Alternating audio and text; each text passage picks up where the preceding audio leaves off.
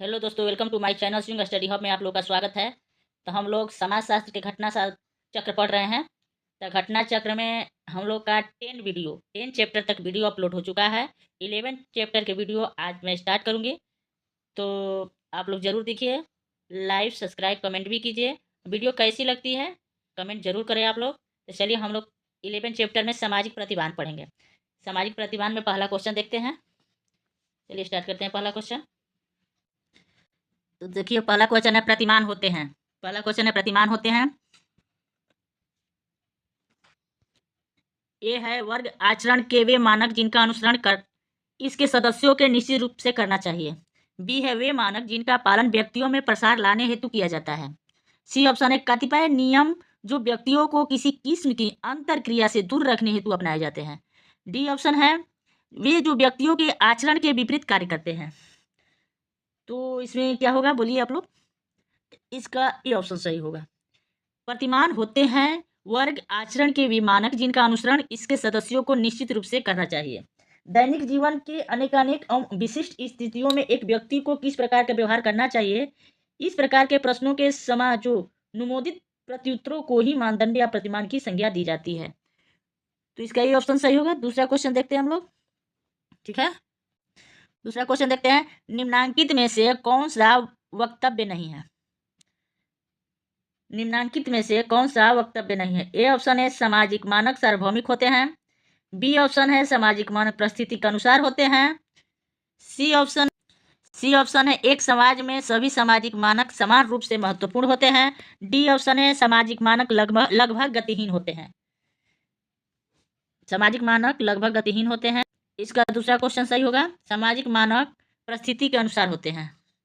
सामाजिक प्रतिमान या मानदंड प्रत्येक समाज में अलग अलग होते हैं। जो एक जगह मानदंड के रूप में स्वीकृत है वह दूसरे समाज में मानदंड के रूप में मान्य हो यह कोई जरूरी नहीं है। प्रत्येक समाज संस्कृति में मानदंड को अपने अपने ढंग से देखा जाता है, अर्थात सामाजिक मानक परिस्थिति के अनुसार होते हैं। तीसरा क्वेश्चन लेते हैं। ठीक है, तीसरा क्वेश्चन देखते हैं। फोकविच शब्द के साथ किसका नाम जुड़ा है। ए ऑप्शन है L F Ward, B option है W G Sumner, C option है ईवी टाइलर, डी ऑप्शन है मैकाइवर और पेज। ठीक है, तो फोकविच से कौन जुड़ा है। इसका हो जाएगा B option W G Sumner. Folkways या लोकाचार या प्रयोग सबसे पहले डब्ल्यू जी समनर ने किया। इसी के नाम से उन्होंने पुस्तक भी लिखी थी। फोकवेज का मतलब क्या हो गया, लोकाचार का प्रयोग जो समनर ने किया है। चौथा क्वेश्चन देखते हैं। तो चौथा क्वेश्चन है, ठीक है, इसका नंबरिंग थोड़ा गड़बड़ दिया है। चौथा क्वेश्चन है किसी समूह द्वारा कार्यकलापों को संपन्न करने के अभ्यस्त तरीकों को कहते हैं। किसी समूह द्वारा कार्यकलापों को संपन्न करने के अभ्यस्त तरीकों को कहते हैं। ए है प्रतिमान, बी है विधि, सी है मूल्य, डी है प्रथा। तो इसका क्या हो जाएगा, इसका डी हो जाएगा प्रथा।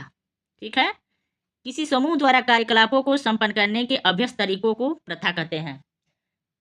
पीढ़ी दर पीढ़ी चले आ रहे सामाजिक मान्यता प्राप्त सोचने, विचारने और व्यवहार करने के ढंग को प्रथा कहते हैं। प्रथा किसे कहते हैं, पीढ़ी दर पीढ़ी चले आ रहे सामाजिक मान्यता प्राप्त सोचने, विचारने और व्यवहार करने के ढंग को प्रथा कहते हैं। ठीक है, तो चौथा क्वेश्चन हम लोग देखते हैं। पांचवा क्वेश्चन देखते हैं।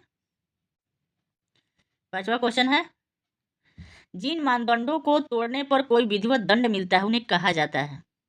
जिन मानदंडों को तोड़ने पर कोई विधिवत दंड मिलता है उन्हें कहा जाता है। ए है रिवाज, बी है लोक रीति, सी है विवाद, डी है कानून। तो इसका कानून हो जाएगा। जिन मानदंडों को तोड़ने पर कोई विधिवत दंड मिलता है वो कानून हो जाएगा। अब कोई नियम आप तोड़ रहे हैं, उल्लंघन उसका कर रहे हैं, तो आपको कानून ही सजा दे सकती है। ठीक है, समाज भी देती है लेकिन कानून के द्वारा उचित सजा मिलती है। ठीक है, छठवां क्वेश्चन हम लोग देखते हैं। छठवां क्वेश्चन से पहले थोड़ा ये देख लेते हैं। कानून राज्य का औपचारिक मानदंड है। यह प्रत्येक आधुनिक समाज का की विशेषता है।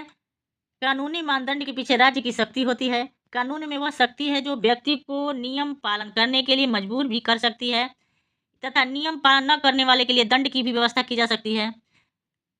आधुनिक समाज में जेल भेजना, जुर्माना लगाना, मौत की सजा सुनाना इत्यादि कानूनी मानदंडों को लागू करने का अधिकार केवल राज्य को ही प्राप्त है। ठीक है, तो हम लोग छठवां क्वेश्चन देखते हैं। छठवां क्वेश्चन है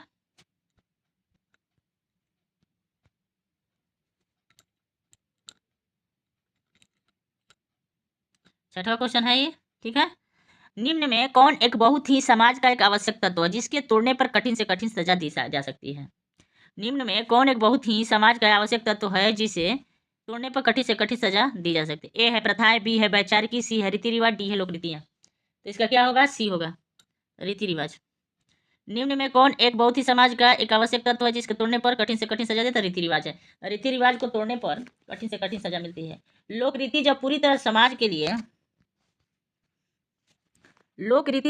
समाज के लिए नैतिक एवं लाभकारी मानी जाती है तो वह लोकाचार का स्थान ग्रहण कर लेती है। रीति रिवाज अथवा लोकाचार का पालन करना अनिवार्य माना गया है, इसकी अवहेलना दंडनीय है। लोकाचार एक प्रकार का नैतिक मूल्य है जिसमें समाज कल्याण की भावना निहित होती है, जिसका उल्लंघन करने पर समाज कठिन से कठिन सजा देता है। लोकरीति अपेक्षित व्यवहार है, इसकी उपेक्षा करने पर समाज थोड़ा बहुत निंदा करता है किंतु कोई विशेष दंड नहीं दिया जाता है। मैकाइवर और पेज ने कहा है कि लोकाचार एक प्रकार का व्यक्तियों का आचरण का नियंत्रण है, ठीक है।